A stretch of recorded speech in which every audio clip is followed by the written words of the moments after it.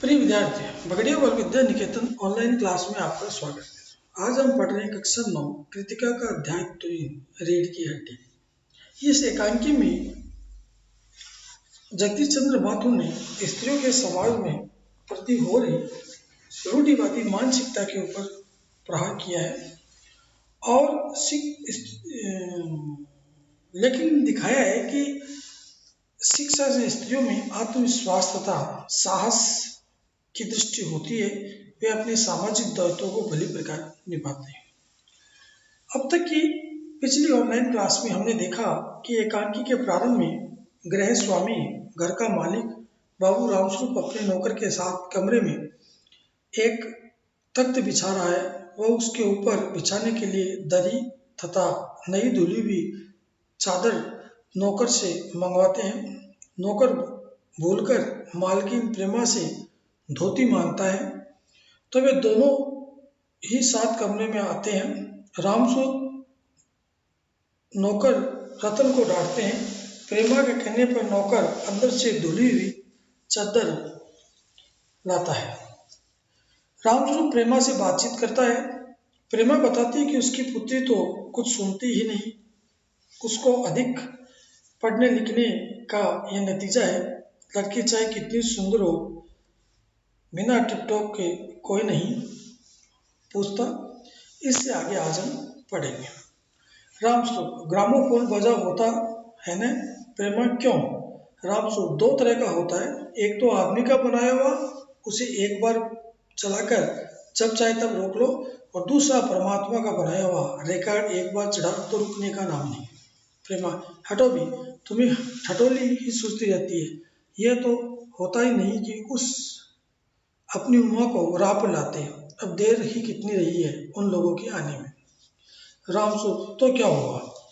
प्रेमा, तुम्ही ने तो कहा था कि जरा ठीक ठाक करके नीचे लाना। आजकल तो लड़की कितनी ही सुंदर हो, बिना टिमटोम के भला कौन पूछता है। इसी मारे मैंने तो पाउडर वोडर उसके सामने रखा था, पर उसे तो इन चीजों से न जाने किस जन्म की नफरत है। मेरा कहना था कि आंचल में मुंह लपेट कर लेट गई। भाई, मैं आज आई तुम्हारी इस लड़की से। रामस्वरूप, न जाने कैसा दिमाग है, वरना आजकल के लड़कियों के सारे तो पाउडर का कारोबार चलता है। अरे, मैंने तो पहले ही कहा था एंट्रेंस की पास करा देते, लड़की अपने हाथ रहती, पर इतनी परेशानी न उठाती पड़ती। पर तुम तो, रामस्वरूप बात काटकर चुप, दरवाजे में झांकते हुए, तुम्हें कतई अपनी जबान पर काबू नहीं है।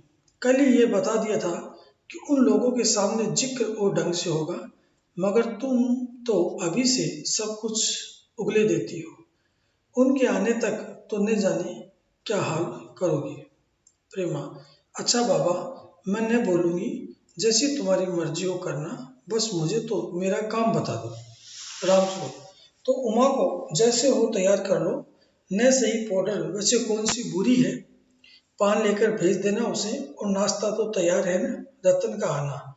आ गया रतन, इधर ला, इधर बाजा नीचे रख दे, चादर खोल, पकड़ तो जरा इधर से। चादर बिछाते हैं। प्रेमा, नाश्ता तो तैयार है, मिठाई तो वे लोग ज्यादा खाएंगे नहीं, कुछ नमकीन चीजें बना दी है, रखे ही है, चाय तैयार है और टोस्ट भी, मगर हाँ, मक्खन मक्खन तो आया ही नहीं।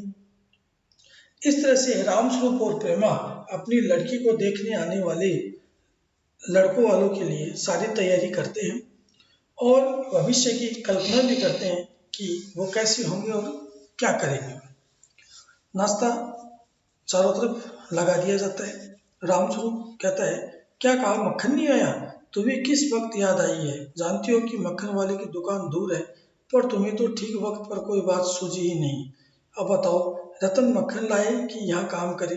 दफ्तर के चपरासी से कहा था आने के लिए, सो नखरों के मारे। प्रेमा, यहाँ का काम कौन ज्यादा है?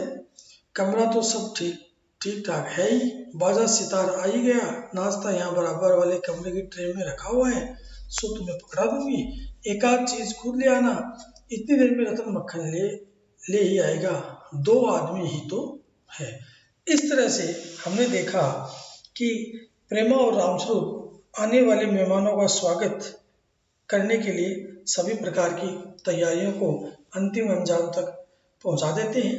इस एकांकी में इससे आगे क्या होता है ये हम अगली ऑनलाइन क्लास में पढ़ेंगे। तब तक के लिए धन्यवाद।